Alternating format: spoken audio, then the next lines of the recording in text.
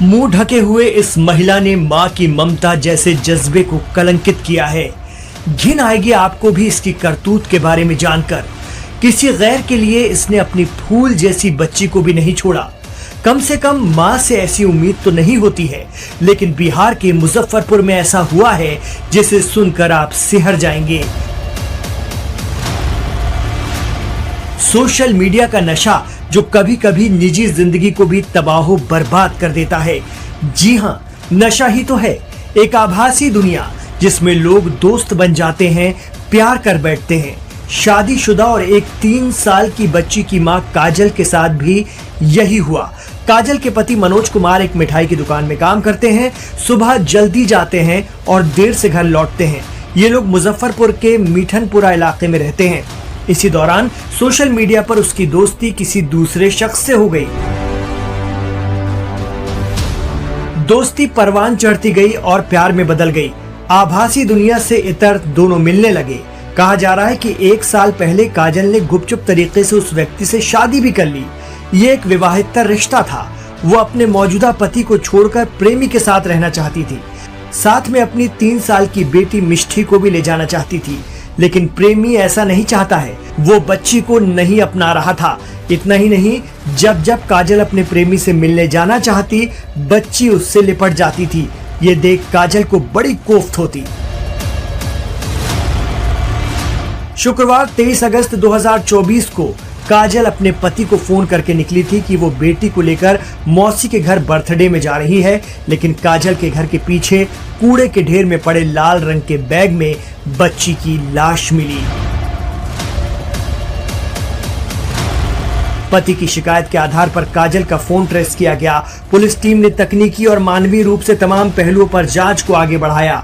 जांच में आए तथ्यों के आधार पर बच्ची की मां को हिरासत में लेकर पूछताछ की गई तो पूरे मामले का भंडाफोड़ हो गया और पुलिस ने बच्ची की सगी मां काजल कुमारी को हिरासत में ले लिया।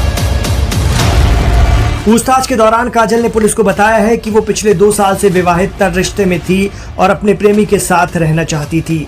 वो अपनी बेटी को साथ ले जाना चाहती थी, लेकिन प्रेमी ऐसा नहीं चाहता था। फिर उसने चाकू से गला रेत कर अपनी बेटी मिष्ठी की हत्या कर दी। इसके बाद उसने शव को एक लाल ट्रॉली बैग में भर दिया और बगल की झाड़ियों में फेंक दिया। आरोपी महिला ने बताया कि उसने अकेले ही बेटी की हत्या की है। वो क्राइम पेट्रोल शो देखती थी और उसे अपनी बेटी की हत्या करने और शव को सूटकेस में भरने का विचार टीवी शो के कुछ एपिसोड से ही आया था और यही देखकर उसने अपनी बेटी के कत्ल के तमाम सबूतों को मिटाया भी था। लेकिन घर के पीछे फेंका गया लाल बैग भला कब तक छिपता।